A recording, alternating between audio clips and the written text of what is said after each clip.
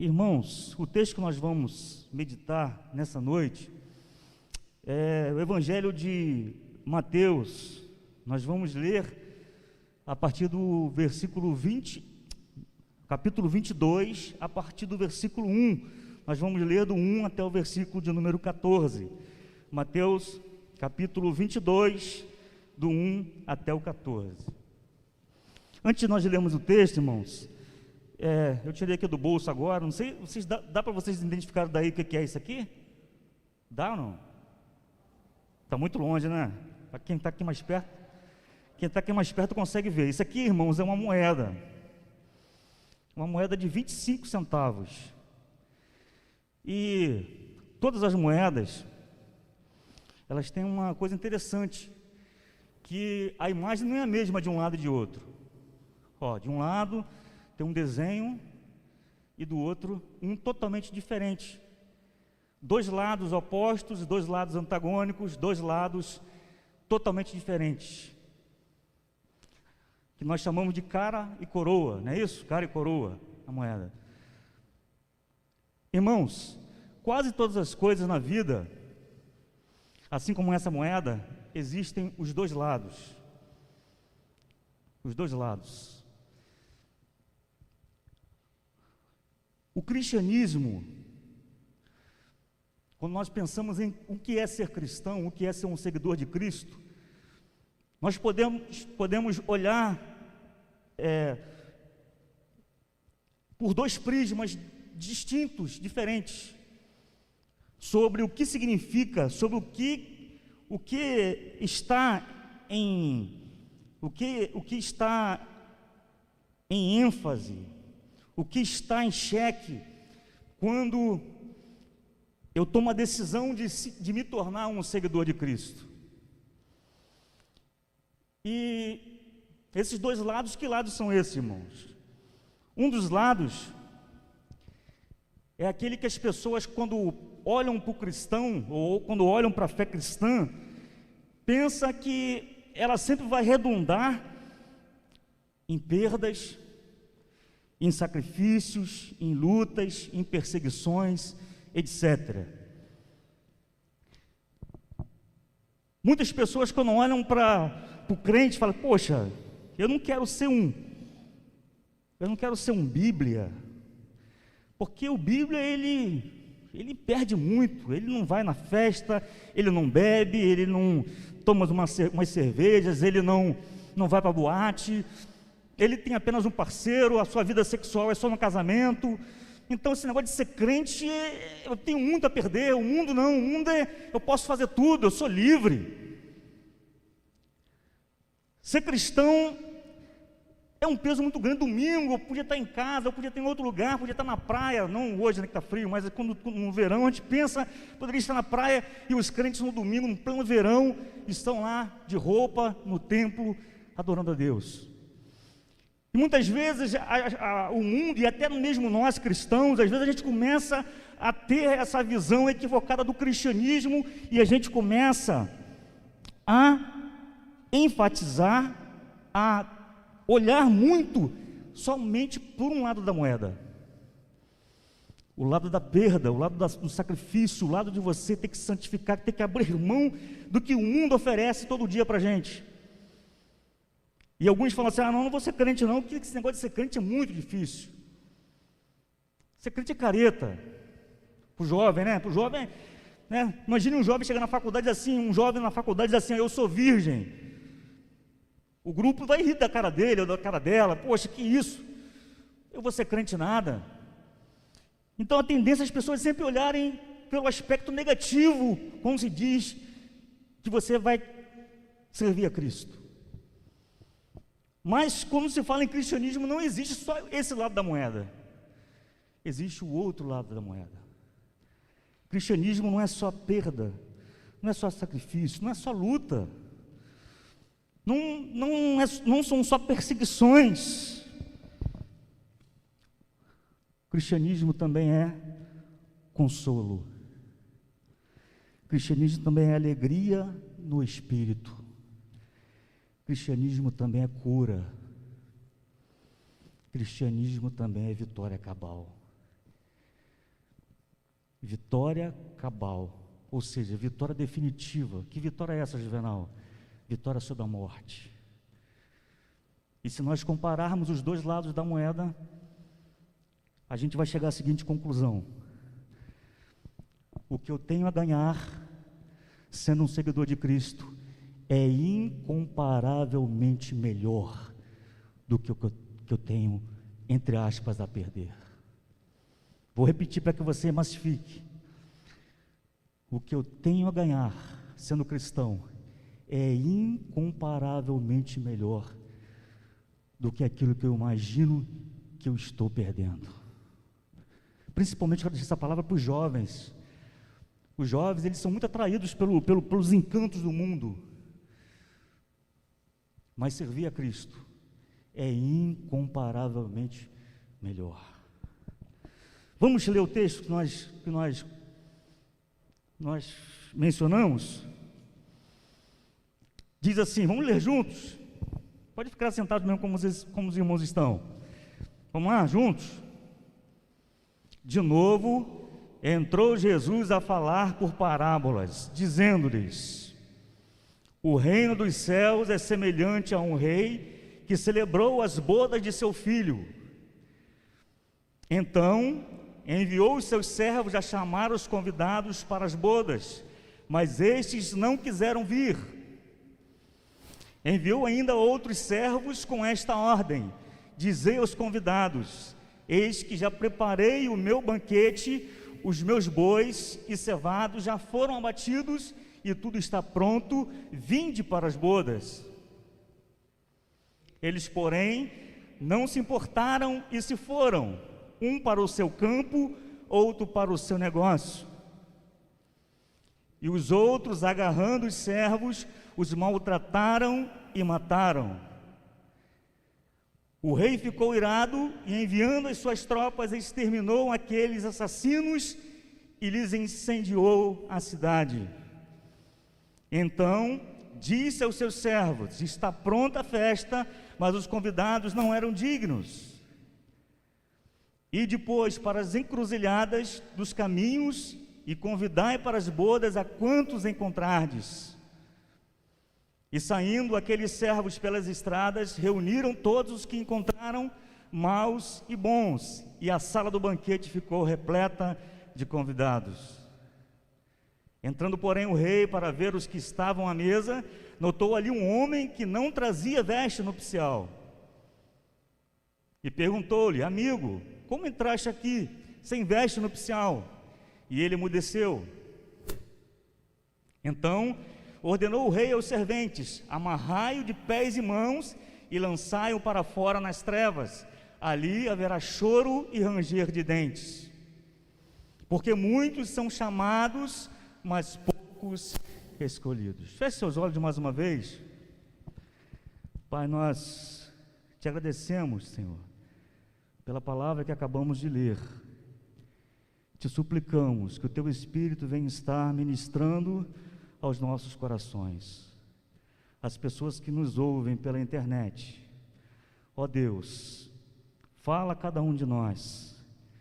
A Tua palavra, Senhor, através do profeta, diz que nenhuma palavra que sai da Tua boca retorna vazia. Que nessa noite, Pai, o Senhor venha cumprir os Teus desígnios, os Teus propósitos na vida de cada um de nós. Que as nossas almas possam ser alimentadas, que possamos sair deste lugar diferentes, Pai. Estenda as Tuas mãos, dependemos do agir do Teu Espírito. Estenda as Tuas mãos e abençoa o Teu povo, Senhor.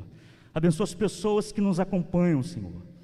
Quantas são as pessoas que estão nesse momento de pandemia, sofrendo por diversos problemas, e nós te pedimos, ó Pai, que Tu estejas derramando a Tua graça e da Tua misericórdia sobre cada um de nós, sobre cada uma dessas pessoas, Pai, e que nessa noite, ó Deus, o Teu Espírito fale de tal forma que vidas sejam salvas, que vidas sejam resgatadas do pecado, que vidas sejam restauradas, transformadas pelo poder que há no Teu nome, Senhor. É a nossa oração, no nome poderoso de Jesus. Amém. Irmãos, o texto que nós lemos, eu vou novamente, eu peço que os irmãos não fechem suas Bíblias. Nós vamos caminhar nele durante o decorrer dessa mensagem.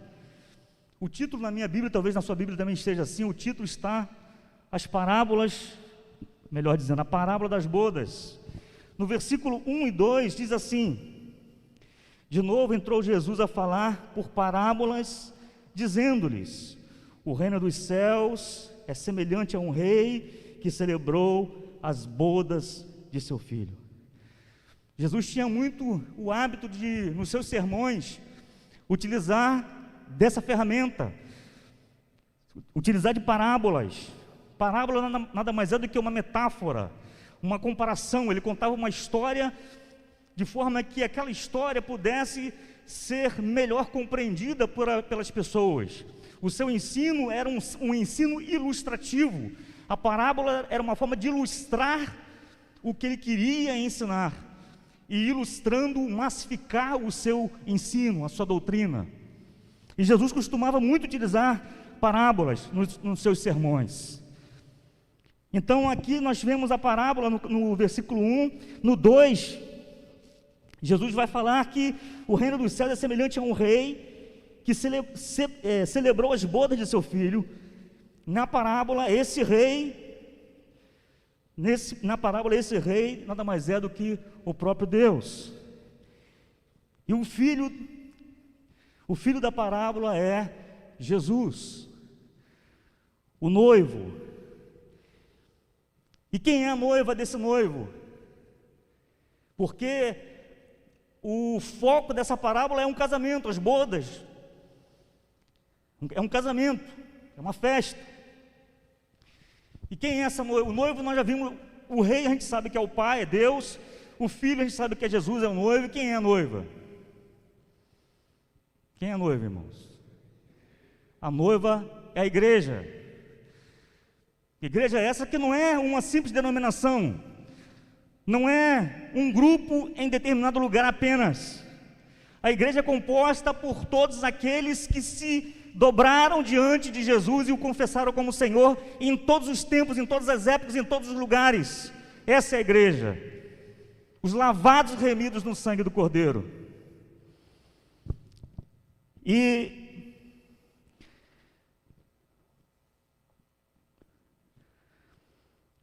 o enredo dessa parábola, como já havia falado, é sobre uma grande festa a ser dada por ocasião do casamento, no fim de todas as coisas.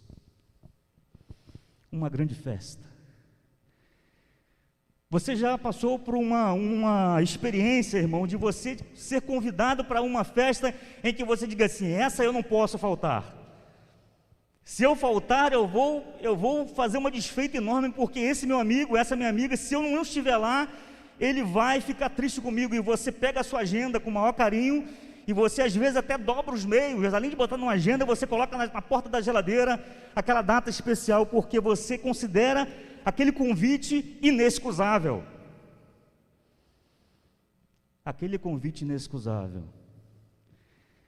Aquele convite que eu não posso deixar furo, não posso faltar. Pois é, Deus um dia, está agendado na agenda de Deus, um dia onde haverá uma grande festa, um grande banquete. Um grande banquete, por isso que quando eu falei inicialmente em relação ao cristianismo, irmãos, porque festa é algo que é algo bom, não é? Quem que não gosta de festa? Né, Laurinha? Não é bom festa? Comer, beber, se divertir, não é bom? Então, cristianismo também tem esse lado da festa, da alegria, do regozijo, do gozo na alma. E aqui, nessa parábola, Jesus está contando essa experiência de como vai ser no final de todas as coisas, onde Deus vai preparar um grande banquete, uma grande festa para todos nós.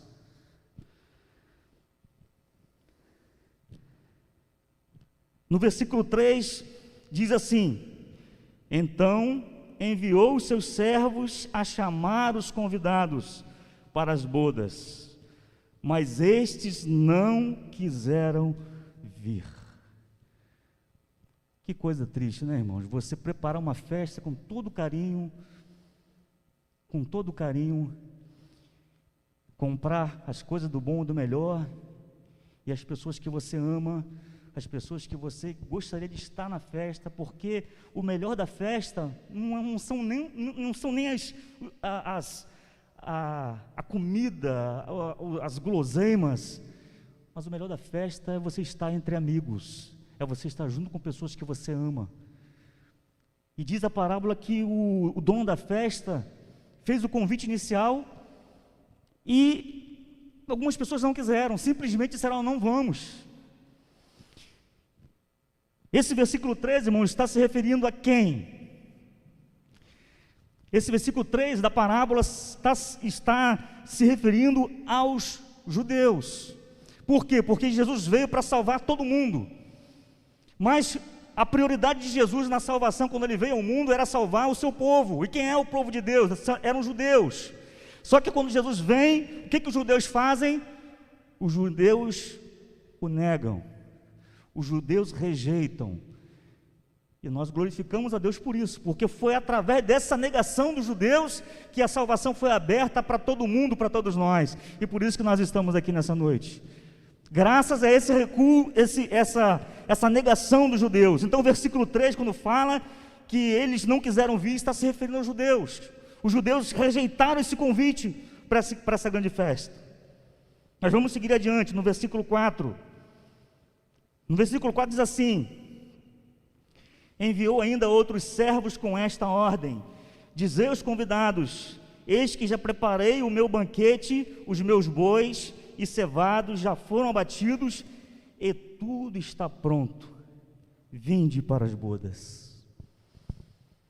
Olha só, irmãos, no versículo 4, eu queria só dar ênfase numa só frase, num só trecho desse versículo, quando diz o seguinte: eis que já preparei o meu banquete. Lá no finalzinho diz assim, ó, no finalzinho, tudo está pronto. Sabe o que isso significa, irmãos? Significa o seguinte: o que dependia de Deus para que a humanidade fosse salva por Ele, já foi feito. Não existe absolutamente nada mais que Deus possa fazer para alguém ser salvo. O texto, Jesus está dizendo o seguinte: olha, o banquete já está pronto, a mesa já está posta, já está colocada, não tem mais nada a ser acrescentado, é só você vir. Quando Jesus veio há mais de 2000 anos atrás, Ele preparou esse banquete para nós. Ao se permitir ser levantado no madeiro e ser morto, Jesus ali está concluindo o plano de salvação do Pai e está abrindo o caminho, a porta, para que pudéssemos ter acesso a esse banquete, a essa festa.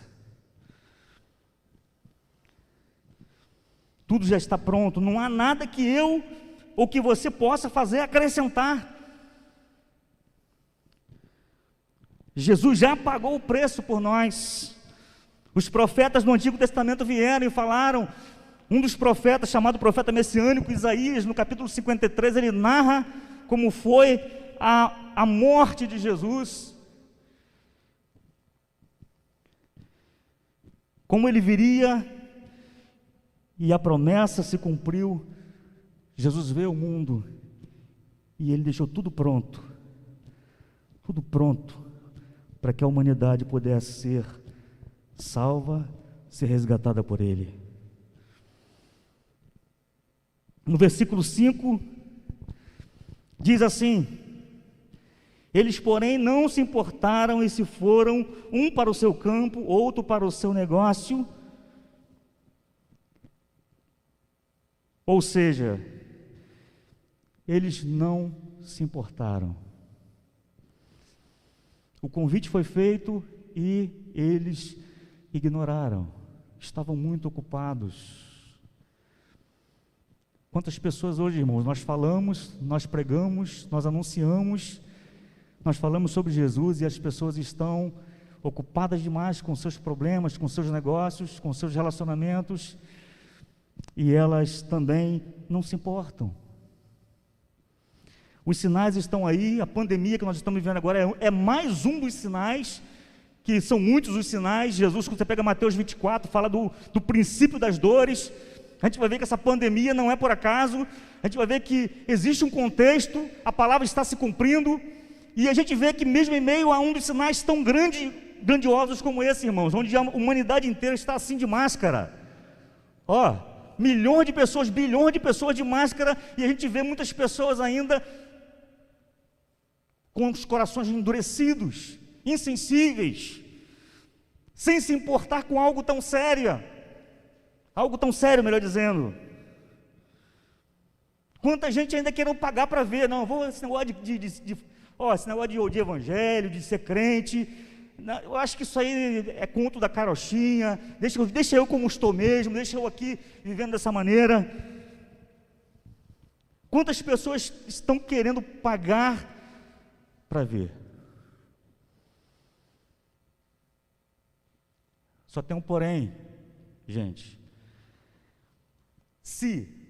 Vamos colocar aqui hipoteticamente, se nós, na nossa fé cristã, cremos na Bíblia, cremos nas suas promessas, se porventura, estou falando, hipoteticamente, se ela não fosse a verdade, quando nós morrermos, a gente não vai perder absolutamente nada, mas, ao contrário, aqueles que quiserem pagar para ver, que não derem crédito na palavra, que não derem crédito no que a Bíblia diz, esses pagarão um preço alto demais. Porque não é como algumas seitas dizem aí, que você vai ter como reencarnar, como voltar. Não tem como você lá ficar pagando uma penitência durante algum tempo, não. A Bíblia fala em Hebreus 9, 27, que ao homem é dado morrer uma só vez, vindo depois disso o juízo. Ou seja, o momento em que nós temos de nos arrependermos e de aceitarmos esse convite para esse banquete, é enquanto estamos vivos neste mundo. Depois que fecharmos os olhos, já era. Não adianta interceder, não adianta a gente pedir, não adianta a gente se ajoelhar, não adianta a gente suplicar. Por quê? Porque a Bíblia diz que os que creram não serão condenados. João 3, 17, 18. Mas os que crerem não serão condenados, mas os que não creram já estão condenados, porquanto não creram no unigênito Filho de Deus. Não é isso que a Bíblia diz?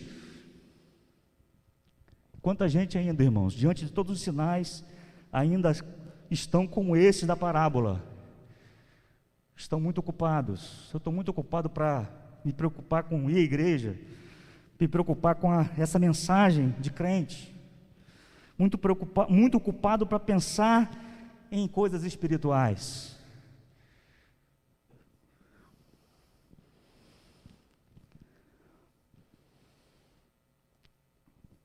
Versículo 6 diz assim: e os outros, agarrando os seus servos, os maltrataram e mataram.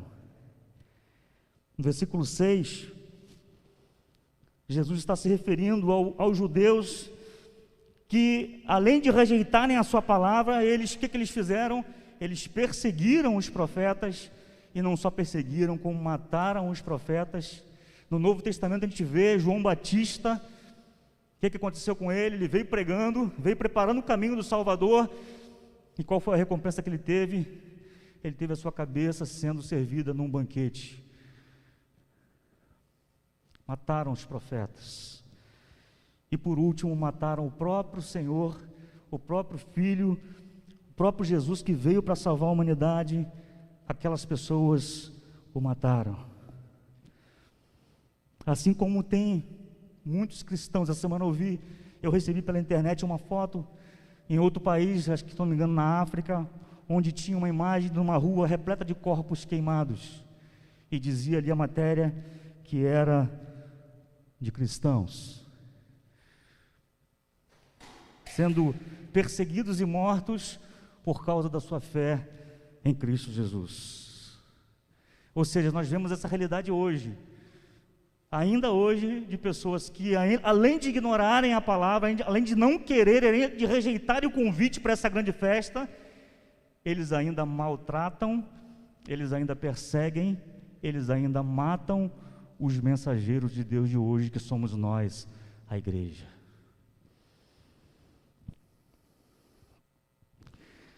Versículo 7. O rei ficou irado e, enviando as suas tropas, exterminou aqueles assassinos e lhes incendiou a cidade.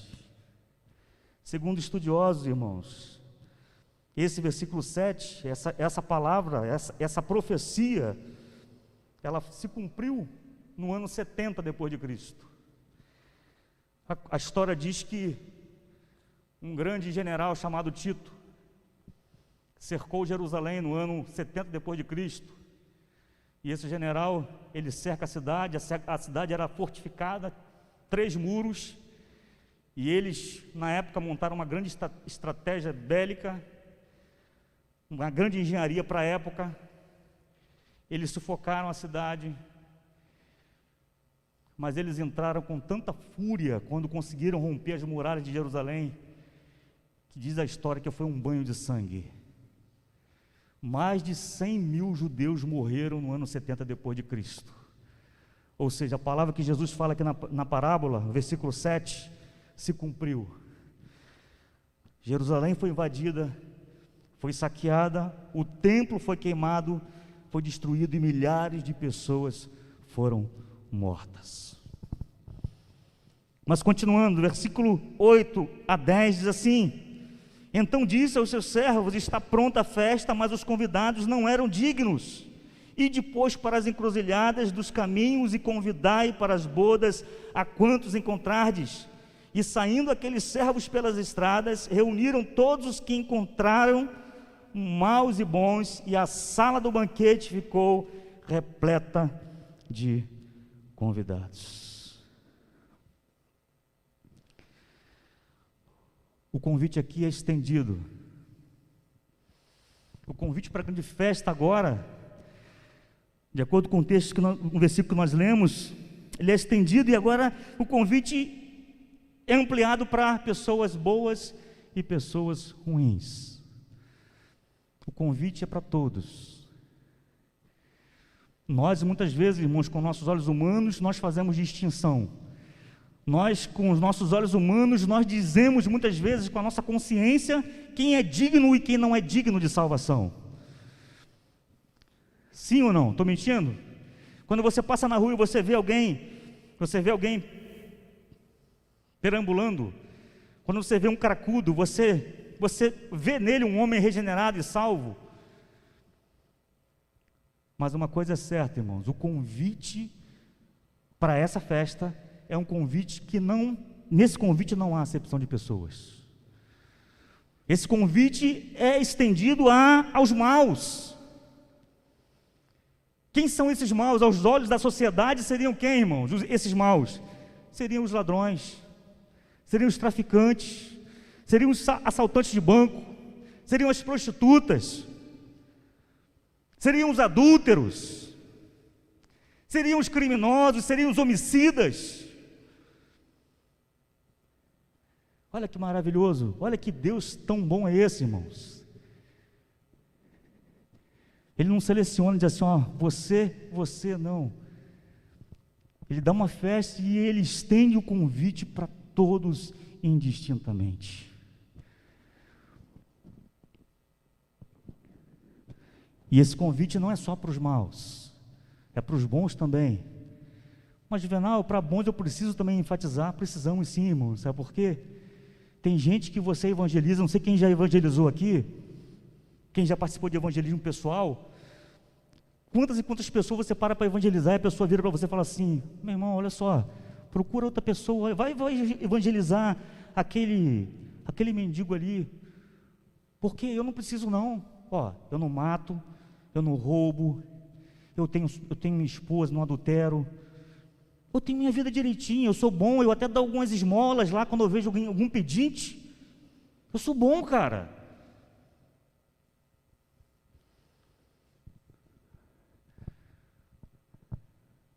Mas só por bondade, humanamente falando, alguém entrará no céu?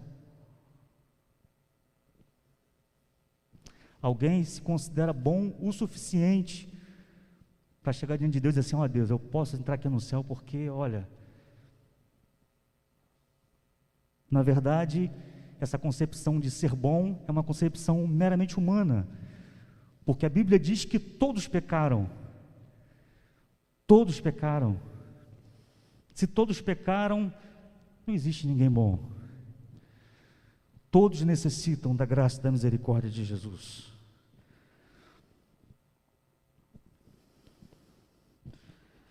No versículo 11 e 12 diz assim: entrando, porém, o rei para ver os que estavam à mesa, notou ali um homem que não trazia veste nupcial. E perguntou-lhe: amigo, como entraste aqui sem veste nupcial? E ele emudeceu. Meus irmãos, olha só o que acontece, que interessante. O rei chega no salão e olha para os seus convidados, e ele identifica que alguém estava ali sem as suas credenciais.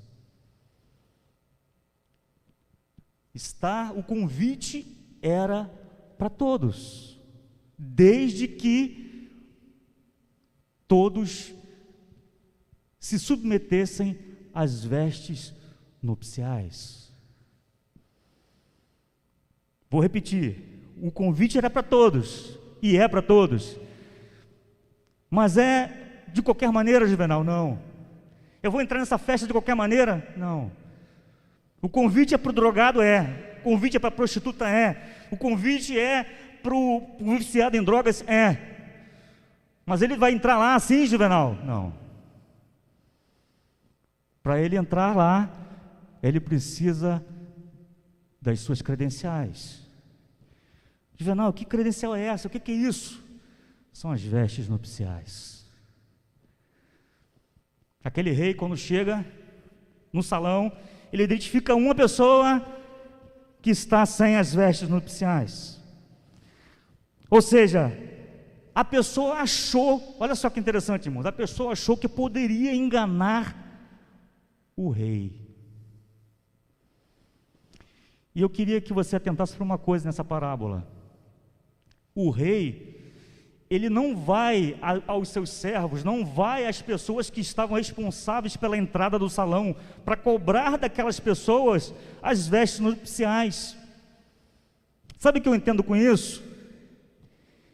É que ninguém consegue enganar a Deus e ninguém pode estabelecer parâmetros para entrar nessa festa. Não vai ser o pastor que vai de uma igreja que vai chegar e dizer assim: ó, você pode ou não pode entrar. Não é o seu pai ou a sua mãe que vai delimitar a sua entrada, o seu acesso. Não é o seu esposo, não é o seu filho, não é o seu melhor amigo. A responsabilidade para vestir essa veste nupcial, ela é individual.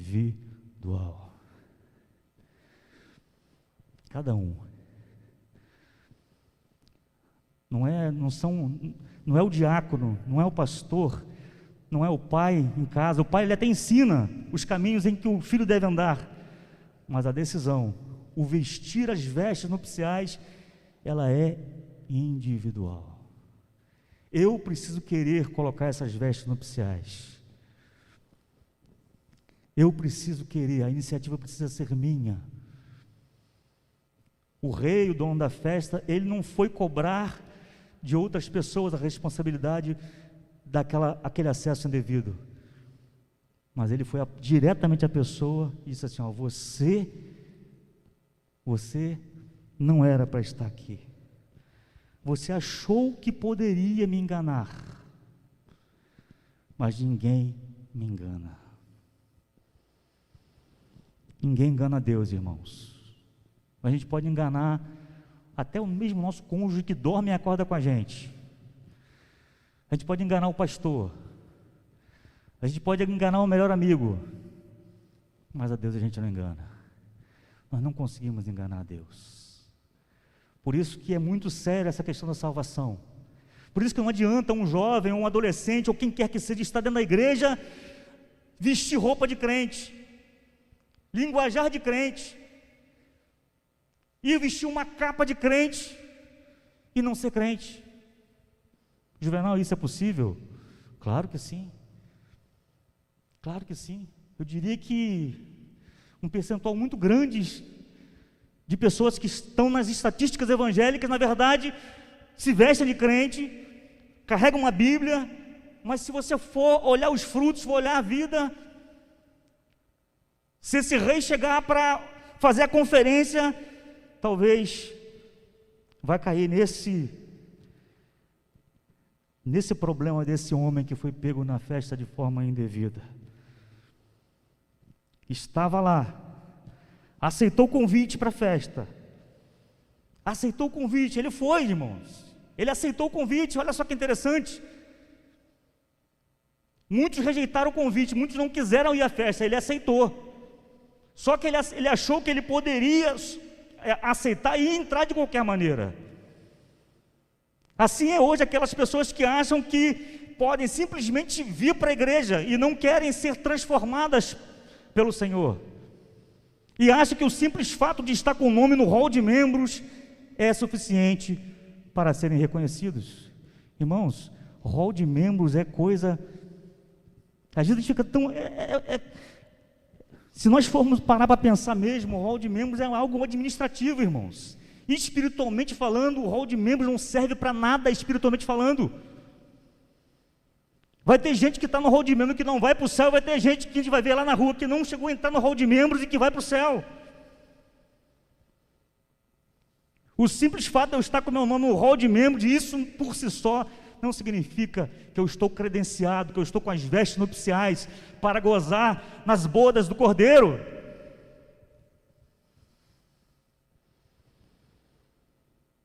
Quanta gente brincando hoje, irmãos, quanta gente brincando de ser crente. Mas o diabo não brinca de ser diabo, ele é terrível. Terminando, irmãos, partindo para o final, no versículo 13,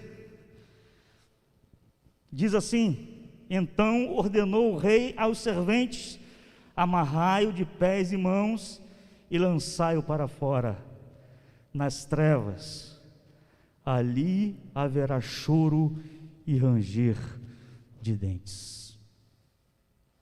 Meus irmãos, a gente costuma muito ouvir só mensagem, quando a gente pega de novo a moeda, né? De novo a moeda. A gente, quando pega a moeda, a gente costuma ouvir muita mensagem de Deus é amor, Deus é bom, oh, que Deus maravilhoso, que Deus bondoso, misericordioso. Isso é mentira? Não, meu irmão, não é mentira, não, é verdade mesmo. Deus é bom. Mas às vezes a gente confunde bom com ser tolo. Deus, ele é bom, Deus, ele é amor, mas ele é um justo juiz. Ele cumpre a sua palavra. Ele não volta atrás. Ele não muda as regras do jogo. E aqui nessa parábola a gente vê que o rei, ele não passa a mão na cabeça desse homem que estava ali de forma indevida. Vamos ler de novo o que diz o versículo 13? Olha só, o Deus amoroso, Deus é bom, é amoroso, mas olha só o que diz o versículo 13. Olha só a consequência daquele que quer entrar na festa de qualquer maneira. Então ordenou o rei aos serventes: amarrai-o de pés e mãos, lançai-o para fora nas trevas, ali haverá o quê? Choro e ranger de dentes. A mensagem do evangelho completa, irmãos, é essa: é você mostrar o amor de Deus, sim, mas você dizer também que Ele é fogo consumidor também. Aquele que rejeita o seu convite, Ele ama, Ele estende a mão. A cada dia, a cada nascer do sol, a cada dia que a gente vê o sol nascendo, é uma nova oportunidade que Ele está dando para toda a humanidade se render a Ele. Ele está todos os dias dizendo: meu filho, minha filha, se arrependa, eu te amo, eu quero que você esteja na minha festa, eu quero que você esteja no meu banquete. Todos os dias, a cada nascer do sol, a gente vê Deus dando essa oportunidade para a humanidade. Mas, irmãos, quando partirmos daqui, o tratamento será diferenciado. Aí não é mais esse critério de bondade e de amor. Aí é o critério de rigor e de juízo. E o que nós queremos escolher? Qual é a nossa escolha?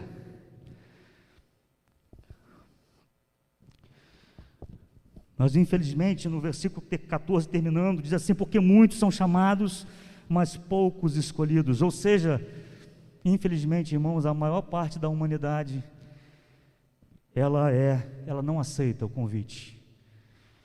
A maior parte da humanidade, infelizmente, rejeita esse amor, rejeita essa benignidade, rejeita essa longanimidade de Deus e não quer estar nesse banquete. Eu quero terminar essa mensagem dizendo para você, qual a sua reação diante desse convite que é um convite inexcusável, um convite para uma grande festa que está preparada quando tudo terminar, irmãos. Um dia tudo vai terminar, um dia tudo vai acabar, um dia nós passaremos dessa vida e tem um grande banquete lá do outro lado esperando. E Deus faz esse convite para cada um de nós. E eu te pergunto nessa noite, qual foi a sua resposta diante desse convite? Você já disse sim para esse convite de Deus?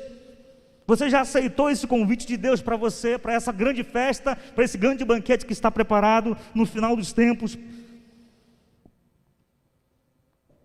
Duas perguntas que eu quero fazer para você. Primeira, qual é a sua resposta diante desse convite de Deus? E a segunda pergunta que eu quero fazer é: você já possui as vestes nupciais? Possuir as vestes nupciais significa alguém que teve um encontro com Jesus, alguém que se arrependeu dos seus pecados, alguém que se prostrou diante dele e disse assim: Jesus, a partir de hoje, reina no meu ser, reina no meu pensar, reina no meu andar, reina no meu sentir, reina no meu agir.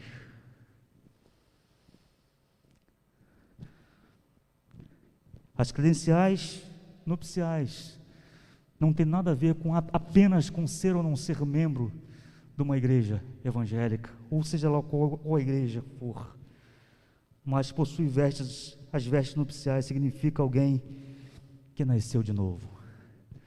2 Coríntios capítulo 5, versículo 17, diz o seguinte: aquele que está em Cristo, nova criatura é. As coisas velhas já passaram, eis que tudo se fez novo. Você já possui essas vestes nupciais? Você já teve um encontro com o Senhor, com Jesus? Você já está pronto para gozar, para participar dessa festa, desse grande banquete? 1 João capítulo 5, versículo 12 diz o seguinte: quem tem o Filho tem a vida, quem não tem o Filho de Deus não tem a vida. Que Deus esteja concedendo para cada um de nós a oportunidade de refletirmos nesse convite e estarmos todos preparados para essa grande festa, para esse grande banquete. Todos foram convidados, mas para estar lá, a única coisa que é necessária é que todos nós tenhamos as vestes nupciais. A única exigência de estarmos nessa festa é termos tido um encontro com Jesus. E eu quero te perguntar para você nessa noite, não precisa me responder, Não precisa me responder, é algo para você pensar. Você já teve um encontro com Jesus? Você conhece verdadeiramente Jesus? Você já tem as vestes nupciais? Se você não teve esse encontro ainda nessa noite, é a oportunidade para você estar se voltando para Ele, estar se entregando a Ele, estar apto para estar nessa grande festa.